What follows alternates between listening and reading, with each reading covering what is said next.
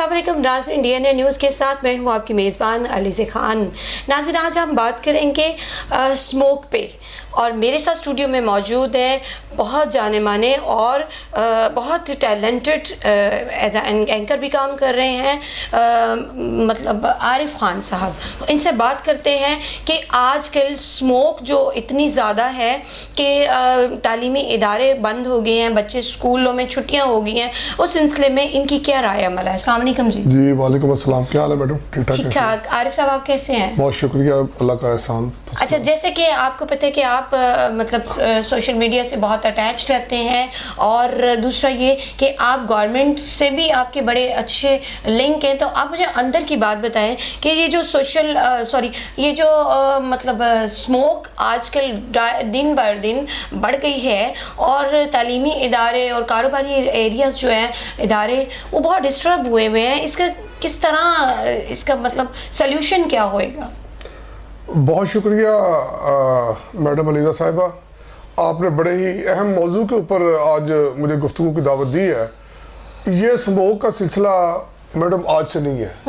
कोई भी मुआशरे की खराबी और बुराई जो है ना, वो एकदम पैदा नहीं होती, उस पर टाइम लगता है। जी जी। और सबसे बड़ी बदकिस्मती ये है कि ये जिनकी जिम्मेदारी होती है ना, वो अपनी हमेशा जिम्मेदारियों से कोताही कर रहे हैं। इस मुल्क में सबसे बड़ा मसला ये है कि लोग अपने हकूक मांगते हैं और अपने जो फ़राइज़ है वो फ़राइज़ अदा नहीं करते। ठीक हो गया।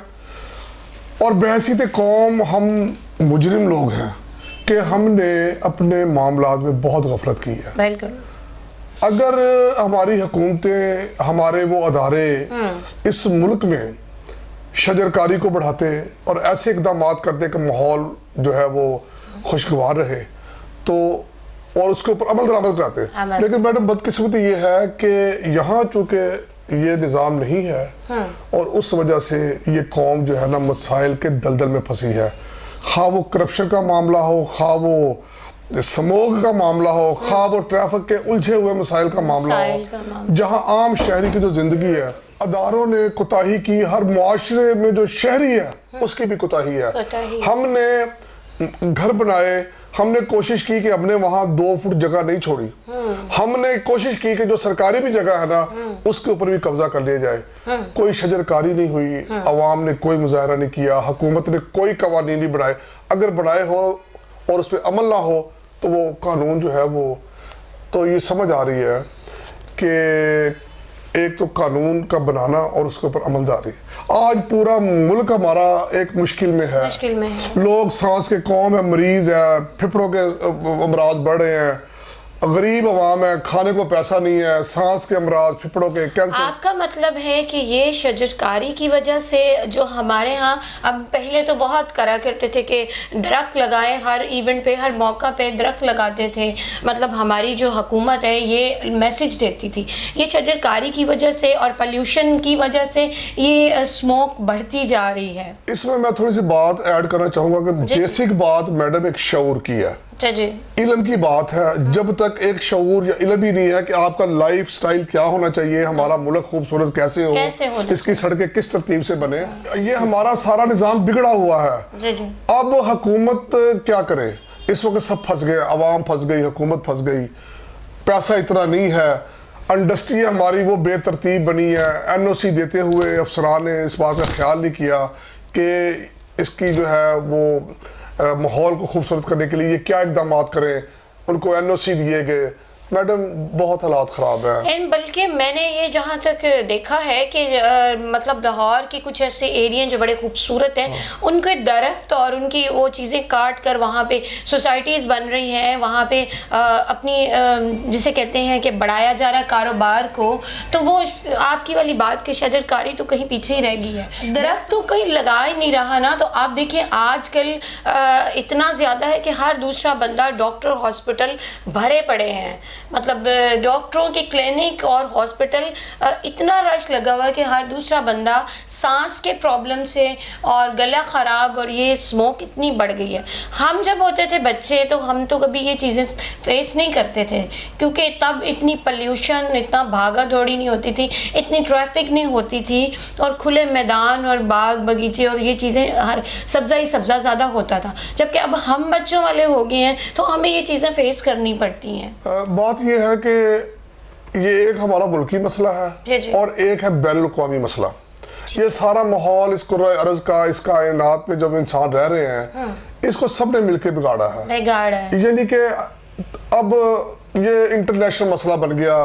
انٹرنیشنل جو قوانین ہیں ان پہ عمل نہیں ہوتا، ادارے بنے ہوئے ہیں، این جی اوز کو کام کرنے نہیں دیا جا رہا، نہ ان کو فنڈ فراہم جو لوگوں کو شعور اجاگر کرنے کے لیے. مجھے یاد ہے کہ اس پاکستان میں کبھی این جی اوز نے بہت کام کیا، مطلب شعور اجاگر کرنے کے لیے لوگوں، حکومتی اداروں کے ساتھ ساتھ ہماری این جی اوز ایک اچھا کام کرتی رہی ہیں. وہ سارے کام بند ہو گئے، فنڈنگ نہیں ہے، معاملات بڑے ٹیڑھے ہو گئے ہیں. تو یہ ہمارا ملک جو سموگ کی لپیٹ میں آیا، ایک تو اندرون خانہ اور ایک جو انٹرنیشنل ماحول ہے ہمارا، اس نے بھی اس کو بڑا پراگندہ کیا. اب میں آپ کی یہاں مختصر کرتے ہوئے چند تجاویز میں اگر حکومت کو آپ چاہیں، سب سے بڑی بات یہ ہے کہ شجر کاری کو جو ہے نا وہ بہت عام کیا جائے اور اس کے لیے قوانین سخت کیے جائیں.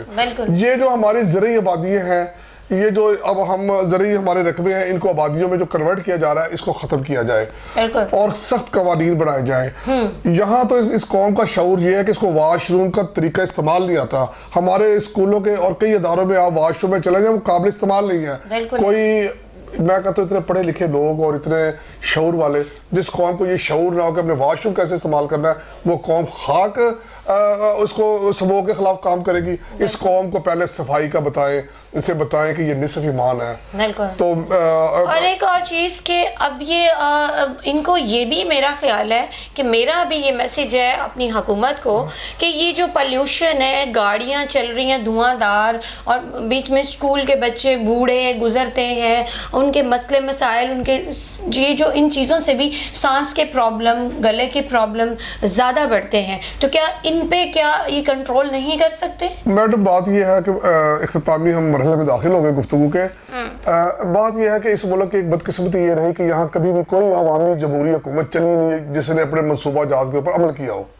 بدقسمتی سے اگر گورنمنٹ جو ہے وہ بیچ میں ٹوٹ جائے، ان کے منصوبہ جات ظاہر ہے ہر حکومت وہ اپنے ہی مسئلوں میں رہتے ہیں، اور گورنمنٹ آ رہی ہے، جا رہی ہے، یہ کر رہی ہے. وہ ہر ایک بندہ اپنی ایک نئے اپنے طور طریقے قوانین بناتا ہے، جو گزرے ہوئے ہیں، جو چل رہے ہوتے ہیں، جو مسئلے مسائل سے لوگ دو چار ہوتے ہیں، ان کو کوئی دیکھتا نہیں ہے، ان کو ٹھیک کرنے کی کوشش نہیں کرتا. حالانکہ یہ بہت دکھنے میں چھوٹے کام ہیں، لیکن ان کے جو مسئلے مسائل ہیں، ان کا جو رزلٹ ہے وہ بہت بڑا ہے. تو ان کو نیچے سے بندہ اوپر تک جائے تو ہی سارا سسٹم ٹھیک کر سکتا ہے.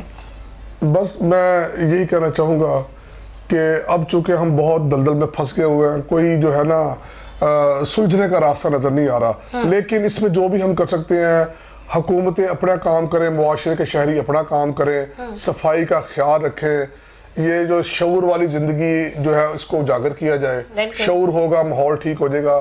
اس قوم میں بدقسمتی سے شعور کی کمی ہوتی جا رہی ہے. کیا میسیج دینا چاہیں گے آپ ہماری حکومت کو؟ حکومت کو یہی میں میسیج دینا چاہوں گا کہ انڈسٹریوں کے اوپر جو ماحول کی آلودگی ہے اس کو سختی سے کنٹرول کرے.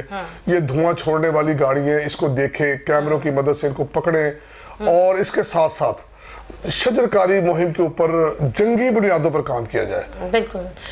ناظرین، عارف صاحب کی آپ نے بات سنی، اور یہ بہت پتے کی بات ہے، اور چھوٹا سا ایک پوائنٹ ہے. اگر اس کو اٹھایا جائے تو اس سے ہمارا ملک، ہمارا پاکستان بہت خوبصورت بن سکتا ہے، اور بہت سی جو بیماریاں ہیں ان سے بھی بچ سکتا ہے. تو سب سے پہلے کہ ہماری حکومت سے میری یہ ریکویسٹ ہے کہ شجر کاری مطلب درخت لگائیں جتنے بھی ہے. یہ نہ کریں کہ درختوں والی جگہ کاٹ کر اور اپنی سوسائٹیاں اور اپنے وہاں رقبہ بنایا جائے، تو وہ چیز کریں. اور دوسرا یہ کہ جو ہماری روڈ پہ گاڑیاں پلیوشن والی دھواں دار چلتی ہیں ان پہ کنٹرول کیا جائے.